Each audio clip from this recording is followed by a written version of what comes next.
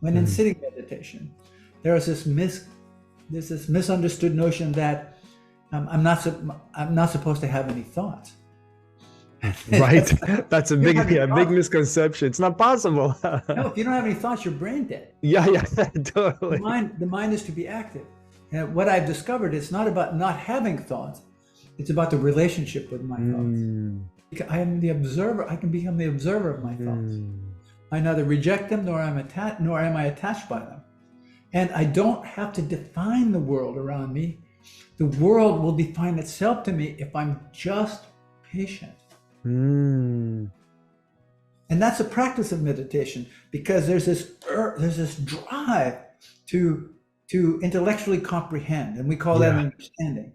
That's not understanding. No, that's striving. Then there's like a lot of like, I need to get to this in meditation, or need to get to that, and that's a lot of striving rather than just being in the moment as it unfolds. Exactly, and that's where the majority of people that I interact with struggle. Yeah.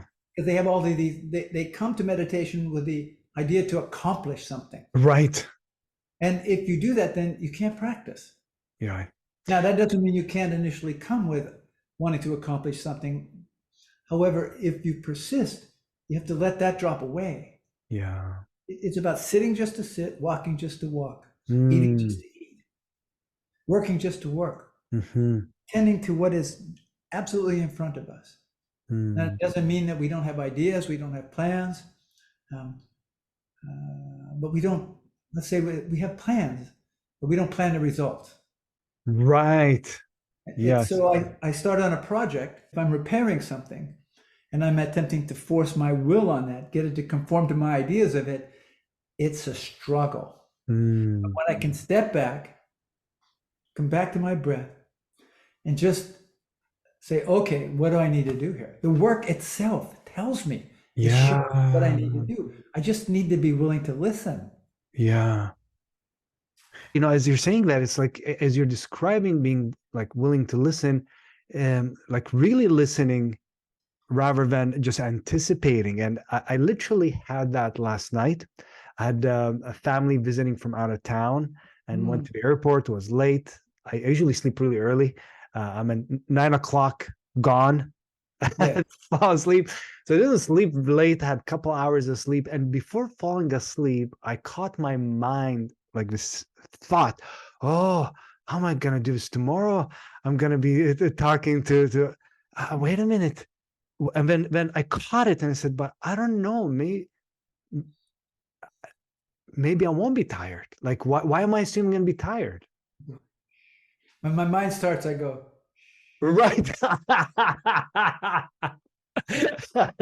like that. I mean,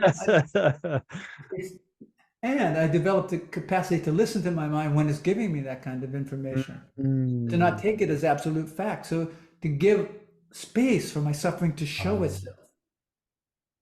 Because if I don't give space for my suffering to show itself, if I'm always trying to silence it or get rid of it, I'm not being respectful to the reality of my own life. No, that becomes violence in a way too. Like if we are too critical of like, why am I having this thought? What's wrong with me? That's also inner violence, isn't it? Rather than like what you're describing. Okay, right now mind is agitated. Yes. Yeah. Family. Family said?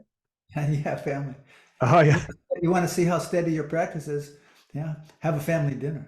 Yeah. Yes. Extended family dinner. Yeah. You want to see how steady how steady your mind is? Then you need to get on the interstate at rush hour. Yeah. Right. When the rubber meets the road, what happens in the mind? Yeah. Exactly. Yeah. Yeah, thank you for saying that, because I think a lot of people struggle as they start meditation. They want a different mind than the mind they have, and they get upset.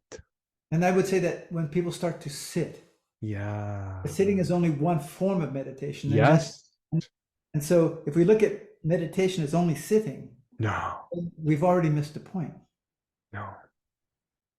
If it doesn't, that's the part that made me fall in love with it, is for a period, a couple of years, I was just doing meditation. I was missing bridging it to life. Like, this is waking up to my life, to what happens in traffic, what happens when I brush my teeth, Yes. what happens when I'm having a disagreement with my partner, like Yes. all these moments.